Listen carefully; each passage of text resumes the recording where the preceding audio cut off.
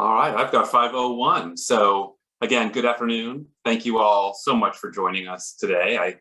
I'm really grateful that you're taking this first step towards taking action amidst this uncertainty in the wealth planning space. My name is Rick Simonetti. I am the Chief Strategy Officer for Private Wealth Asset Management.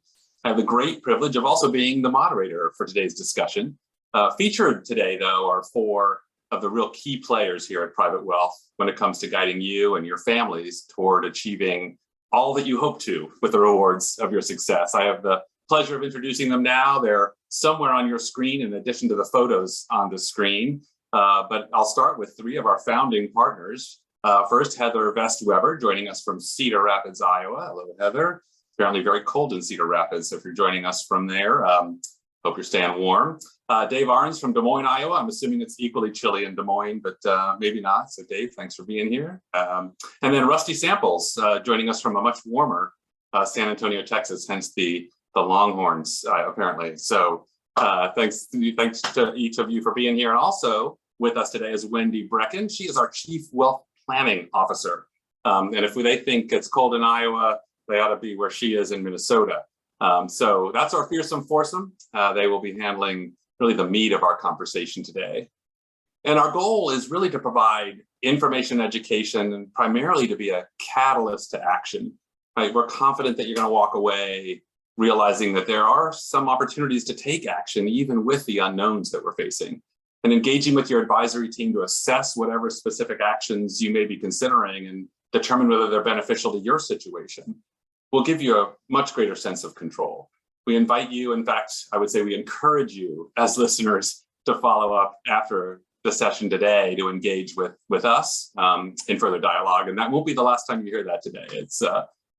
It is important to assess and take action or decide not to.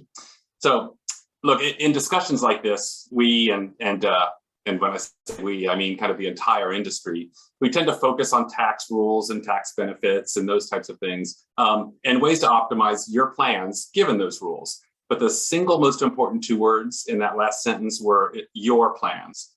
Your goals typically don't change with new tax laws, and maintaining a focus on your specific plan is critical throughout all of this process and these discussions. Still, though, there's almost always a desire to be tax efficient within the context of making progress towards your goals. So there are typically kind of two universal truths. One is that the timing of putting plans in place, be they trusts or other vehicles, or taking action from a tax perspective, the timing of doing so can create massive benefits. And then the second universal truth is that changes will come.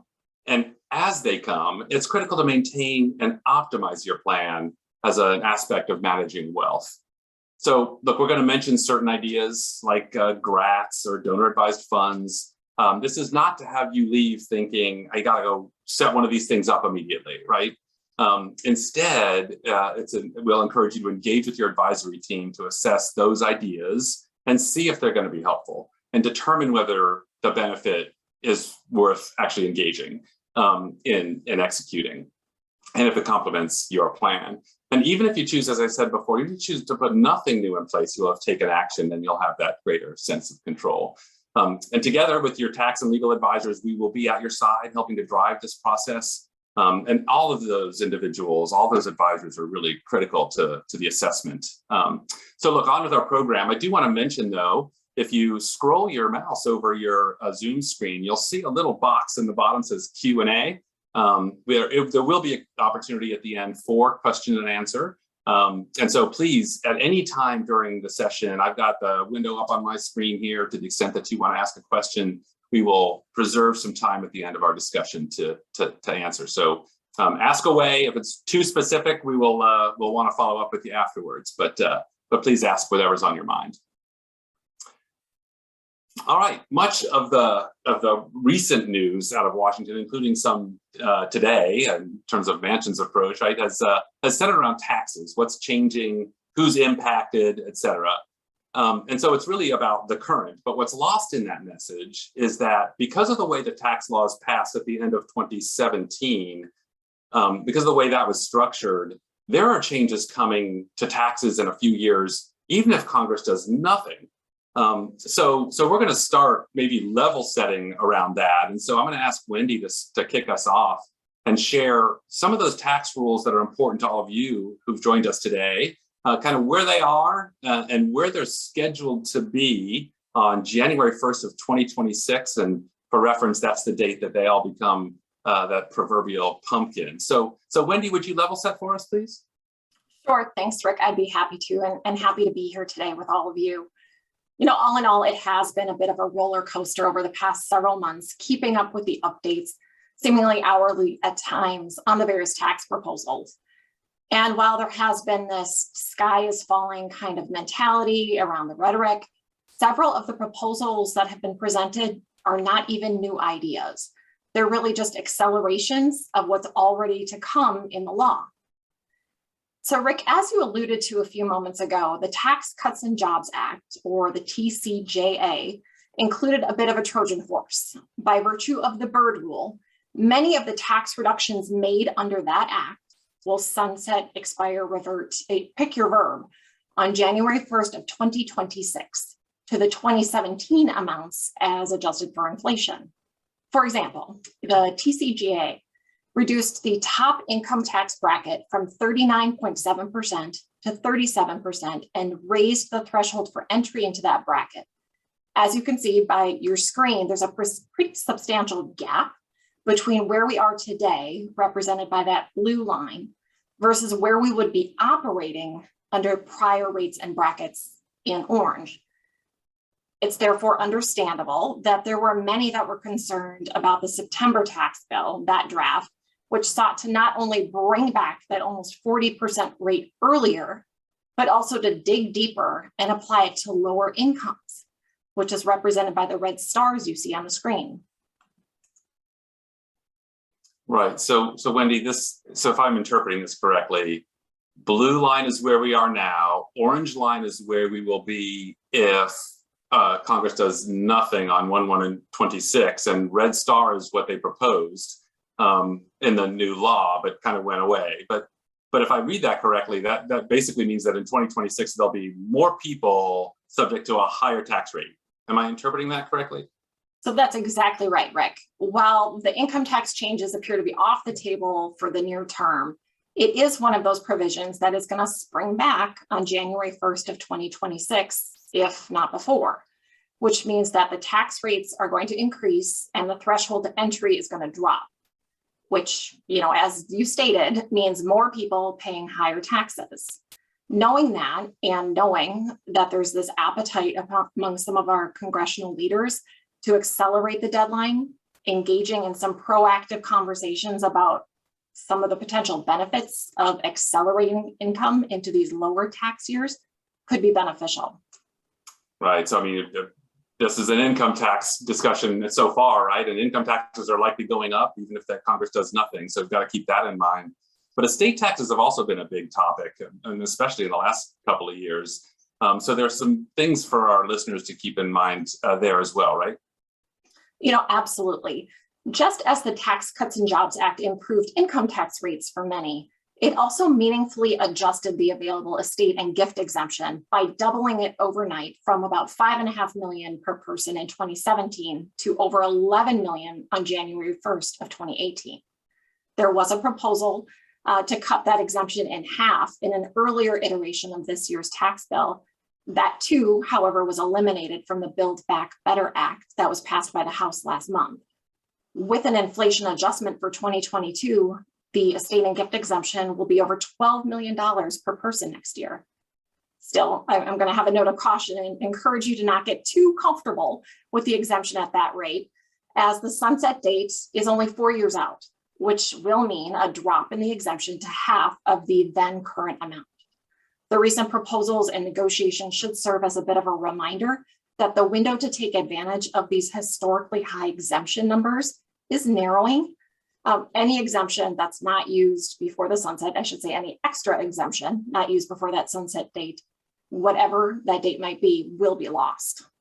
Yes. So Wendy, I always like to put some real numbers to things like this. So if I think about what happens on 1/1/26 when those exemptions change, if you're in a taxable estate scenario, immediately you would owe $2 million more in estate taxes, right? If you're taking that exemption cut in half, it's 40%, it's $2 million. And if you're married and you're in a taxable estate, that's $4 million of taxes. That's worth planning around. And I think you mentioned this, like it's the IRS and their explanation of some of the regulations, the opening of the regulations and the decisions that they're making associated with this reduction of the exemption. They said, use it or lose it, right? So it is time to act. A real healthy reminder of that. So thank you for that.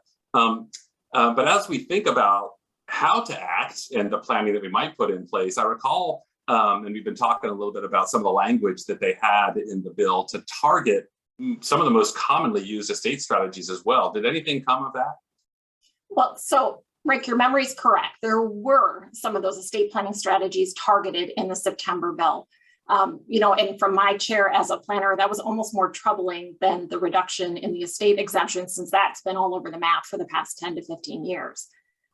I was very relieved then to see that those changes were omitted from the Build Back Better Act in November.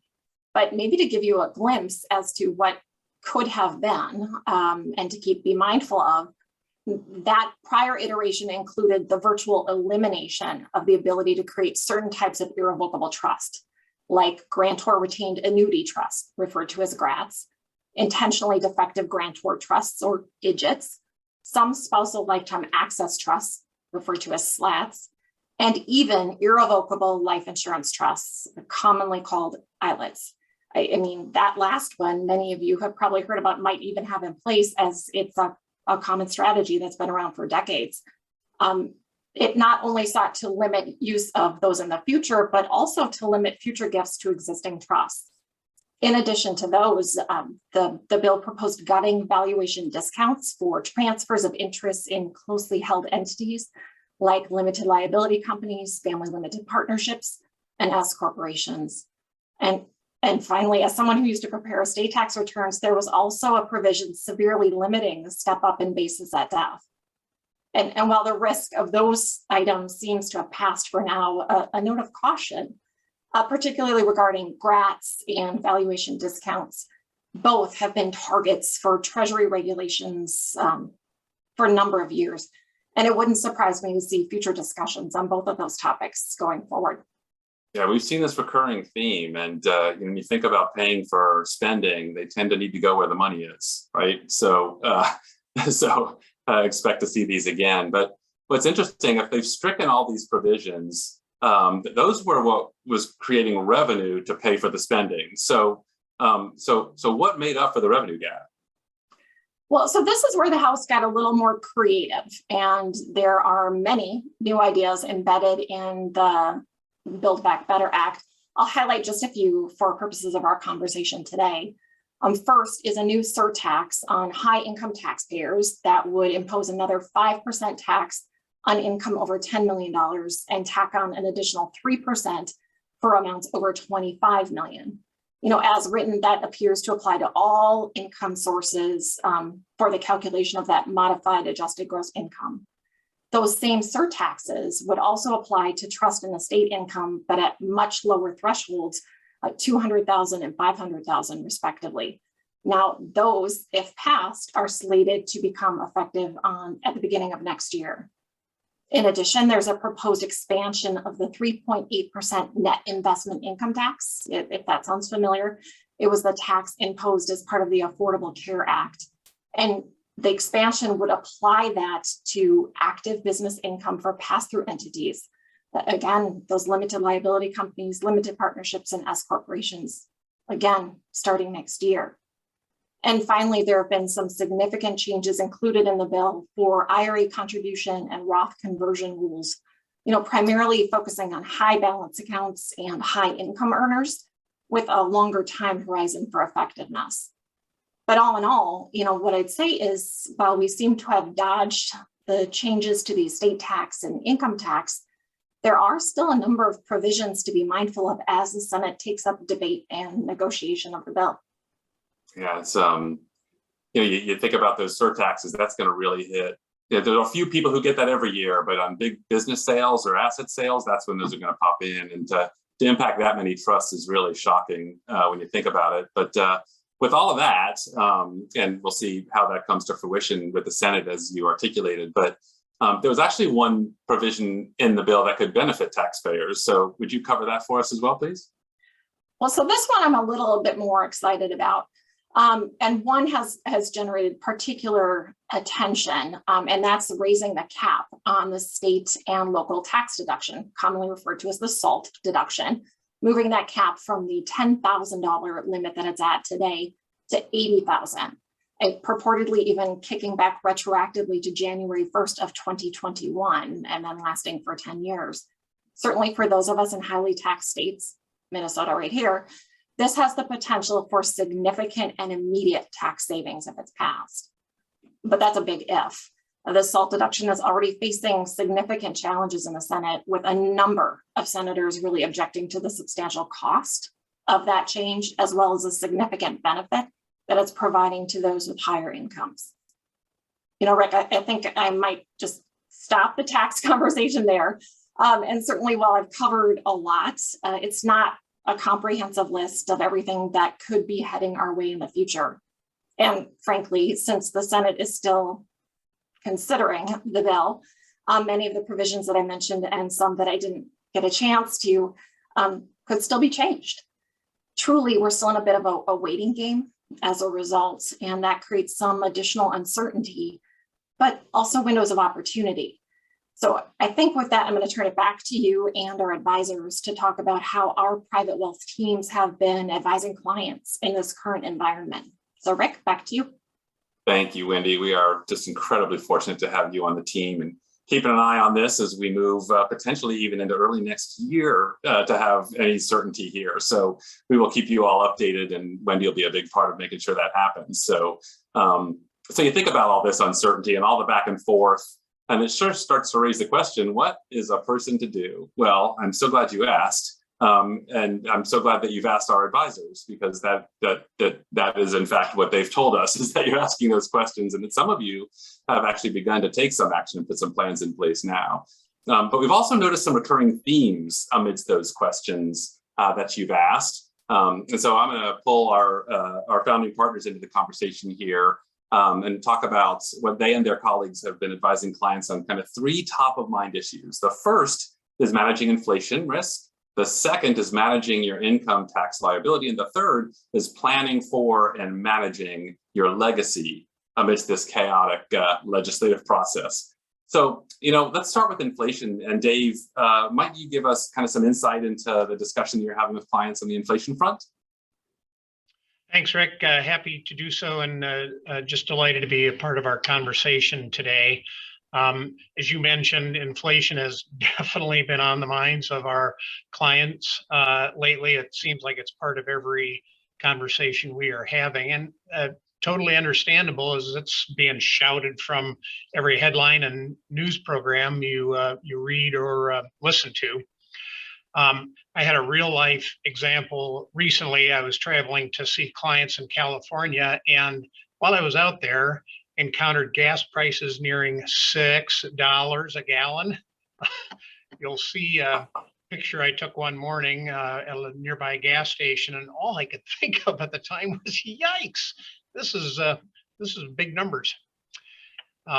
And, you know, anybody who recently enjoyed a ham or turkey on their Thanksgiving dinner table likely paid a price per pound for that meat that was a ton higher than it was just a year ago.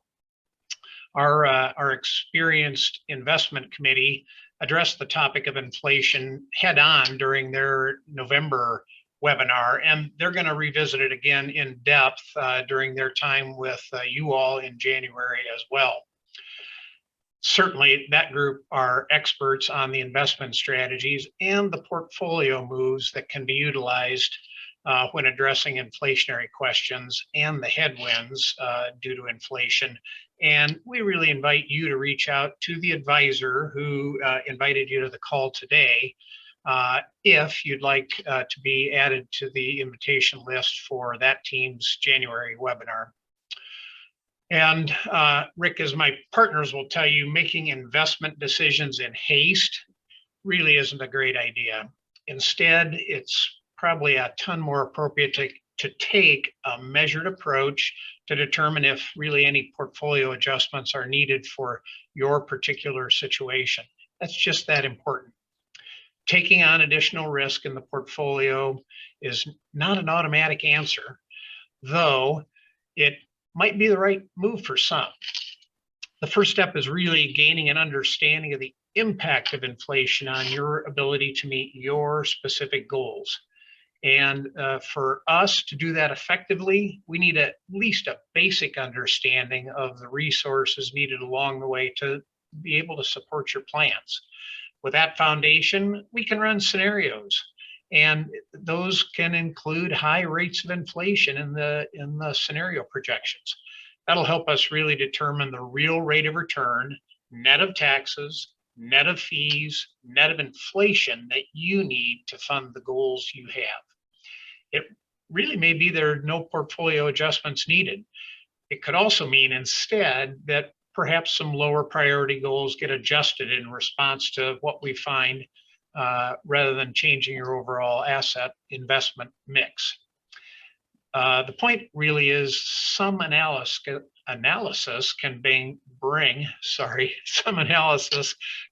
better confidence to the decisions and really help remove anxiety created by the unknown. Rick, as our investment committee will be taking up this topic again in a few weeks, I think I'll leave my comments there for now. However, I just encourage all of our listeners to reach out to your private wealth advisory team in the interim to discuss really any questions you have regarding the impact of inflation and what it could mean to your overall plan. Thanks, Dave. Great insight and good guidance, right? Assess it on it's easy to panic with everything that's in the press and you see $6 a gallon gas, but check and understand the situation for your plan by following the steps that you articulated, get a plan and run some scenarios. So thanks for that. And we do look forward to the investment seminar and the things that clients should possibly do with their portfolios in addition to as a result of inflation. What's interesting is those plans can actually project what an investment portfolio would do in high inflation as well. So those kind of projections are invaluable in assessing the real impact and moving away from the crazed rhetoric in the press. So I do want to come back though. Let's come back to income taxes. This is a perennial topic, right? I mean, we talk about minimizing income taxes all the time, every year. But Heather, what questions are you hearing this year? Is there any difference this year versus prior years? Well, thanks, Rick, and happy to be here today, just like Dave. The questions don't change much from year to year, but what is different this year is, number one, the threat of higher rates coming sooner than expected, and number two, the threat of significant changes to the upper tax brackets. This is definitely added to the conversations we are having with clients on strategies. And as always, though, these tax planning conversations ultimately boil down to either deferring or accelerating income and then effectively leveraging deductions. So the lack of clarity on the short-term future of tax rates makes this a little bit challenging. It's easier if you have a year where your income is so high that taxes will be higher no matter what. But if that's not the case, knowing the best action to take is hard. So without definitive rates, you can't really know the tax benefit of deferring or accelerating income and deductions. We do believe that taxes will rise for most wealthy and high income taxpayers. And the latest it should happen is the sunset date in 2026. So with that in mind, we can put a plan in place to know what actions to take if tax increases come sooner. Yeah. So what guidance can you give? Can you and your specialists, as you meet with clients, what guidance are you providing to clients? Well, many are in a bit of a wait and see mode because of the unknowns around tax legislation. We see value in taking a multi-year approach and actually projecting income tax liabilities. This makes the impact of year-to-year moves clearer. It's not really something you should tackle alone, but your private wealth advisory team is here to help coordinate those projections together with your tax preparer and your attorney. And then once we have a baseline, we can then review the options to know what steps should be considered. But sadly, you have to do the calculations to know what steps to take to avoid mistakes. So true, and too often overlooked, Heather. There's too many variables to deal with. Really, the only way is to really understand the impact on overall goals by running those calculations. So look, as we prepared for this discussion, though, you mentioned being even more tactical than that with a few specific deductions. So would you touch on those as well, please? I'd love to, but first a little background. So at the risk of stating the obvious, with deductions, you generally want them higher in years where you're projected to face higher tax rates. You face higher rates for one of two reasons, either because you have higher income or the rates of the tax brackets themselves are changed. So if you're spending and deducting the same $10,000, it's just better, obviously, to save $3,900 in taxes in a high tax year versus $2,800 in taxes in a lower tax year. Your net benefit of the deduction is simply higher in the higher tax years. There have been two main areas of focus for us this year. So the state and local tax deduction, and Wendy mentioned it, it's called the SALT deduction, as well as the charitable deduction. So the SALT deduction has been in the spotlight recently. This will likely continue with the Senate taking, a sharp look at the fact that it generally benefits the wealthy. If the cap is raised to 80,000, which is a huge increase, it does have the potential to significantly impact the tax calculus for many of our clients. So paying attention to this provision is really important in order to be prepared for the potential implications its passage might have on your tax bill. Right. So if I were to summarize that, if the cap is increased for 2021 and your income tax rate is not going to change, you'll likely want to prepay those items to accelerate the benefit and get the time value of the deduction. If your tax rate is projected to be higher next year, or if the SALT deduction doesn't increase, you'll likely want to move those deductions into 2022. Did I get that right? Yeah, that's absolutely right, Rick.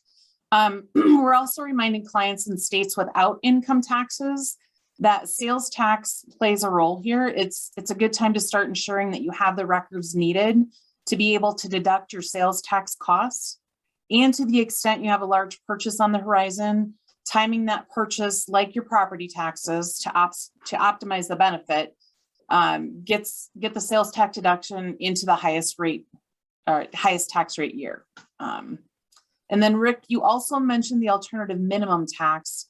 That is also of particular concern with these deductions. So you must pay attention and actually do the calculations to determine if there is in fact a net benefit.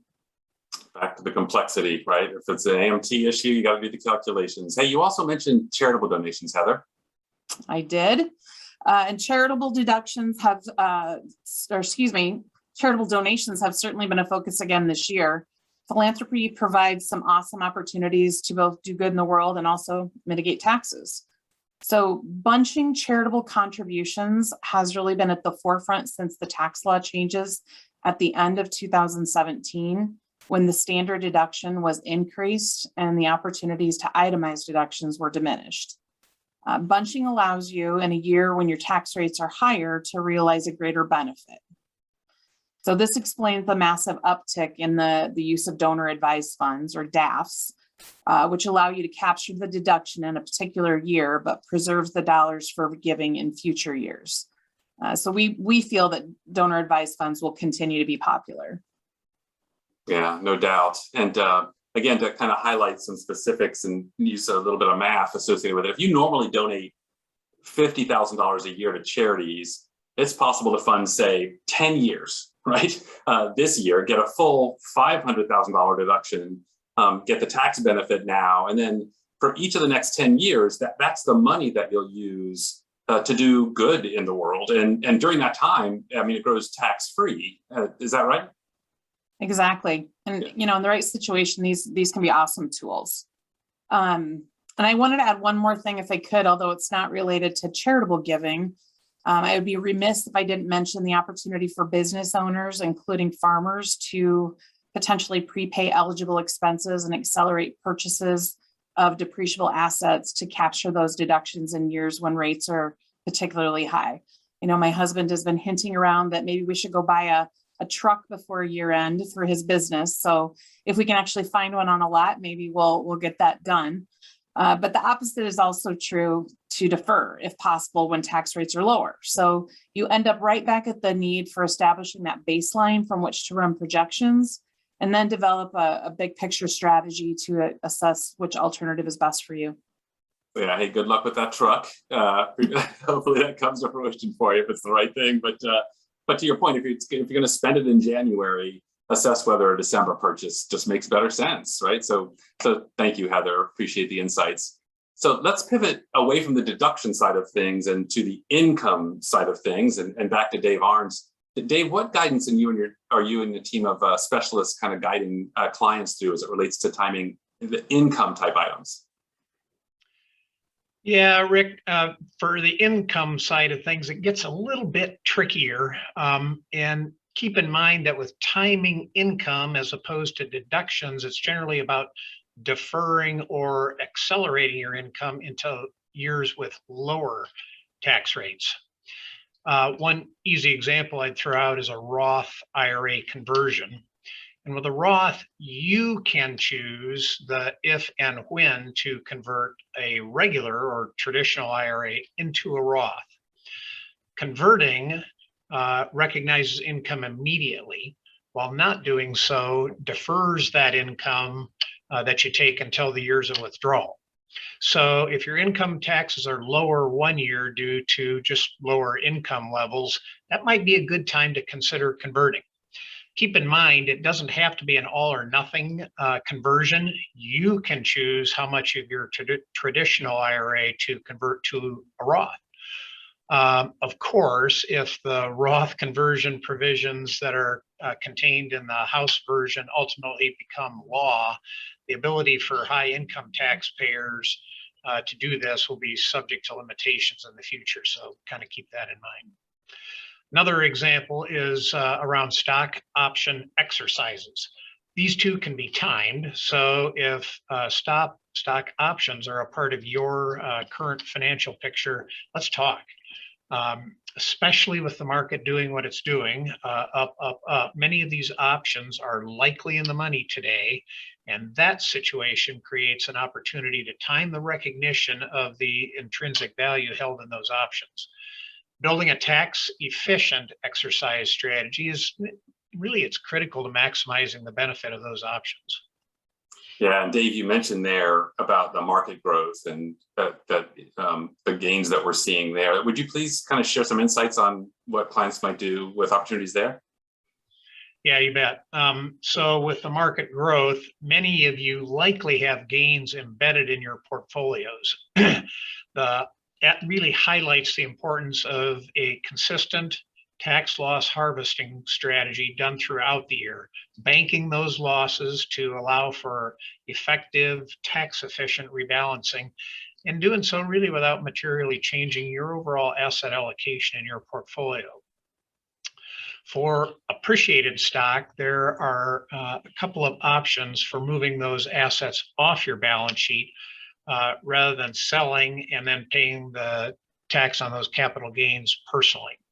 First is for individuals who have charitable goals, transferring that stock in kind directly to a qualifying charity, including the donor advised fund, or DAF, as Heather mentioned, is a great way to fund those causes which are near and dear your heart, while at the same time receiving a more significant tax benefit than if you'd sold the stock, paid the tax, and then donated the net proceeds. Another strategy is if you're trying to transfer wealth to your family members, consider transferring those appreciated shares, again in kind, to a family member who's in a lower tax bracket for them to sell. Again, the net amount the family member receives will be higher than if you had sold the asset and then transferred to them the after-tax proceeds. Really, as it's always the case, these types of transfers should be considered as a part of your broader overall family plan, taking into consideration your needs, as well as how those specific moves might fulfill the priorities you've identified. And Rick, by determining what you want to accomplish ahead of time, you will be more prepared when that time comes to execute. And when you take a look at a multi-year strategy, you can really realize some significant tax benefits. For business owners, accelerating or deferring the collection of receivables could also be an important strategy if you're on a cash basis. And that can help you manage income into a year where you have lower tax rates. Additionally, as with the appreciated stock sales I previously mentioned, there are strategic tax benefits to getting the income into the hands of family members who might be in a lower tax bracket, if that aligns with the rest of your wealth transfer plans, really for you and your family. You can do this by transfer of some shares of business interest to others who are in your family, or into trusts established for their benefit. Rick, lots to unpack there, but it's something that I'd really encourage our listeners to discuss as a part of their overall plan. Yeah, great stuff, Dave. There is a lot to unpack there. You think about stock options, timing and positioning of gains embedded in your portfolio, managing business-related income, and a couple of just one other caution: you got to do the calculations. You think about things like kiddie tax and keeping an eye on tax brackets when you're making this kind of decisions. So great stuff. Thanks again, Dave. Let's move from the income tax arena into the other area of concern, the third one that was on the minds of all of you. Maybe not all of you, but should be on the minds of all of you. Anyway, managing and planning your legacy while mitigating the impact of estate and gift taxes. So as you've hopefully heard us say, and will continue to say, you should really only be looking at these types of strategies if it complements what you're trying to accomplish with your legacy. Don't do this just because it has tax benefits. Clearly, you want to keep the tax impact of anything that you do in mind as you assess whether you should do it or not. But it should not be to the exclusion of really accomplishing your other priorities. So whether you have done kind of nothing, you haven't started estate planning at all, whether it's been a long time since you've really looked at it, or if you've undertaken extensive wealth planning, there's still things to keep in mind to ensure that your legacy is on firm footing.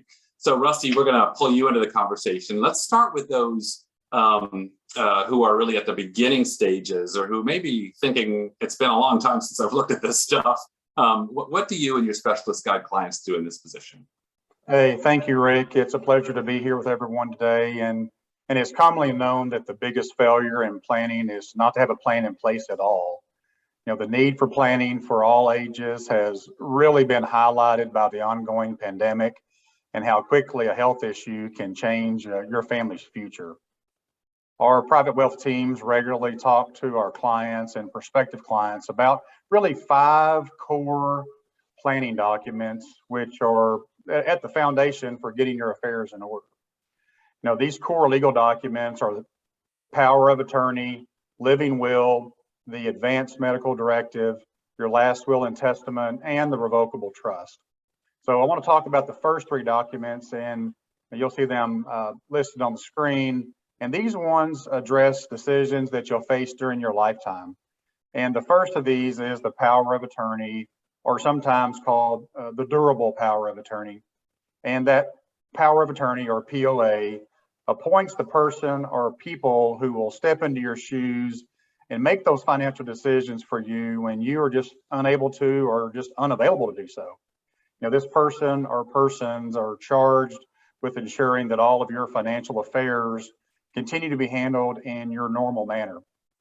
The second and third of these critical lifetime documents often go hand in hand, and they are the advanced medical directive and the living will.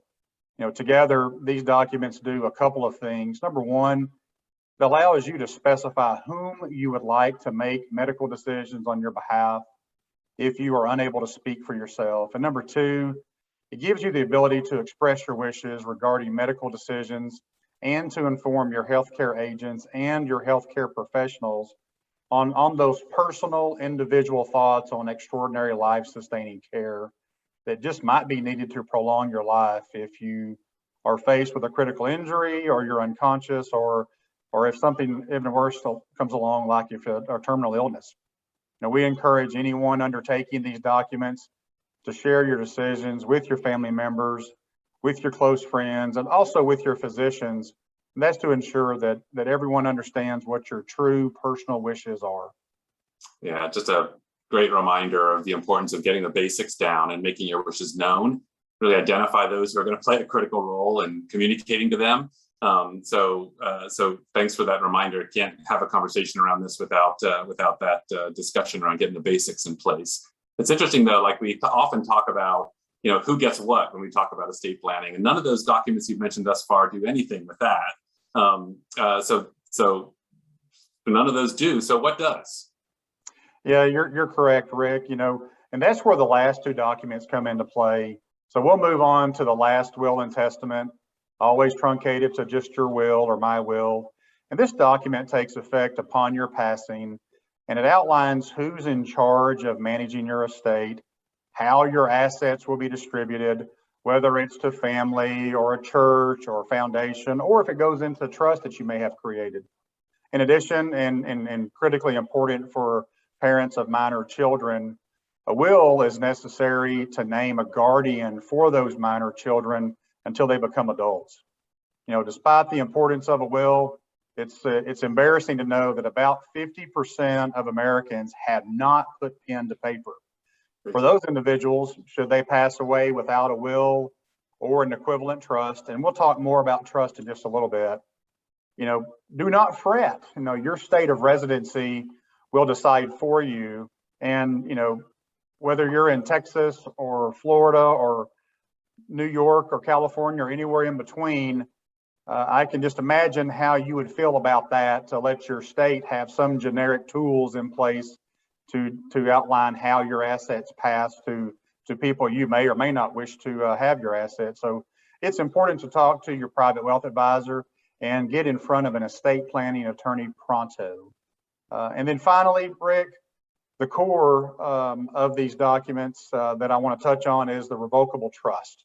It's also referred to as a living trust by some. It can function as a replacement for a will in terms of who's your assets after you pass, as well as naming who is in charge of managing those assets and distributions, and that person in the trust is referred to as a trustee. There's many benefits to a revocable trust versus a will. The most significant is the avoidance of probate and the probate process and its associated cost. Avoiding probate also keeps the details of who, what, and how much is in your estate, and it keeps it out of the public eye. So the revocable trust is a really appropriate way to keep that confidentiality well into past your passing here. But however, the key to the revocable trust is ensuring that all assets are titled correctly. So titling is something that we'll use pretty regularly and also in a repetitive nature to ensure that the plan is fulfilled properly and to your best ability. So just want you to keep in mind that a revocable trust is very flexible, a very powerful document, but it is only effective if all these steps necessary to fund it are taken. So as with anything, the devil's in the details, Rick. Yeah, so true, Rusty. We see it all the time, right? That sign the documents, you think you're done. You're not. There's more to do. Critical to make your intentions known, but retitling is even more critical to make sure it actually comes to fruition. Anything else you want to mention before we move on? Yeah, Rick, only to invite anyone with questions to reach out to the Private Wealth Advisory team member that invited you to this call today. Set up a time to discuss with them. We, Private Wealth, together with your tax and legal advisors, are here to help. Among our deep resources at Private Wealth is our wealth planning leader, Wendy Brecken, who's joined us on the call today. Wendy brings almost 20 years of experience, both as a practicing estate planner as well as a wealth planning strategist. She brings that to the table to help our clients on their specific planning needs and goals. Wendy's priority is to provide clients with information and confidence to take the next steps with your attorney to put that plan into action. Rick, I probably have overspoken my time, yet I want to leave one final thought. That is to take the time to plan with your family, involve and engage your private wealth team as part of that planning to ensure that the guidance is in place on how your assets, whether accumulated or inherited, can be utilized to help you and your family achieve your dreams and goals. These decisions and the impact on your loved ones are far, far too important to leave up to any state in the union to decide for you. Yeah, Rusty, if you don't have a plan, the state has one for you. And if your plan is not communicated and understood by those who are going to play a critical role, it's not complete. Communicating your plans is actually another area where Wendy and your private wealth advisory team can help. So Heather, I'm going to pivot back to you if we could. What about families who maybe got just these basic plans in place? Is there more they should consider? Well, there certainly can be. And this is where it becomes even more important to plan with flexibility. The good news is there are many alternatives to allow just for that. Structures like spousal lifetime access trusts or SLATs, grantor retained annuity trusts, commonly called GRATs, and other special trusts all allow for flexibility while taking advantage of today's low interest rates and high exemptions. So as we discussed, the rates and exemptions will change at some point, and these vehicles won't be as beneficial or as lucrative, if you will, to use. So both GRATs and SLATs are irrevocable trusts, and therefore there's often hesitation around giving those assets away permanently. However, these two specific types of trusts have benefits of some level of accessibility to the creator of the trust or to their spouse. The key to both, though, is for the growth to exceed the amount that must be paid out to the grantor or their spouse. And that excess represents significant tax savings while providing some peace of mind regarding financial stability. It's really just that simple. And there are many ways to get these in place swiftly and with enough flexibility to manage whatever may come, either legislatively or just in the normal course of economic or family change. So as Wendy mentioned at the outset, the clock is ticking on the ability to take advantage of the increased estate and gift exemption. So use it or lose it. Thanks, Heather. So Rusty, what about families who've done their basics and done some of those things that Heather might have just articulated? So you've put things in place. How do you help families like that? Yeah, Rick, many of our families we advise have done some fairly extensive planning already. And once those plans are in place, there's often that sigh of relief, and then it can be easy to fall into the habit of setting and forgetting. But it's important to maintain and account for continued changes in the outlook of the family balance sheet and in the tax landscape in order to optimize the planning that has been done. When faced with a looming tax deadline, there is always the tendency to make decisions in haste. Full attention may not be given to the details, such as the mix of assets. The asset allocation should be reviewed annually against the return required to satisfy the goals of the trust and the time horizon. With every dollar of growth in the right trust structure, family with a taxable estate saves 40 cents in taxes. Now let's put that in real money terms. A $1 million growth represents $400,000 saved in estate taxes. Again, here, it all must fit into the broader plan of who gets what, how, and when. But hopefully you're hearing the importance of at least looking at the asset allocation each and every year. My colleagues and I have mentioned a number of strategies during our conversation today, but don't forget perhaps the easiest means of transferring your wealth to those you love is the use of the annual exclusion gift, which currently is $15,000 per year per person. However, that figure is increasing to $16,000 per person per year beginning in 2022. Now, there are, of course, many other things that might be helpful for any given family situation, but the idea here is to use your private wealth team as a catalyst to drive those future conversations. So Rick, I'm going to turn it back to you.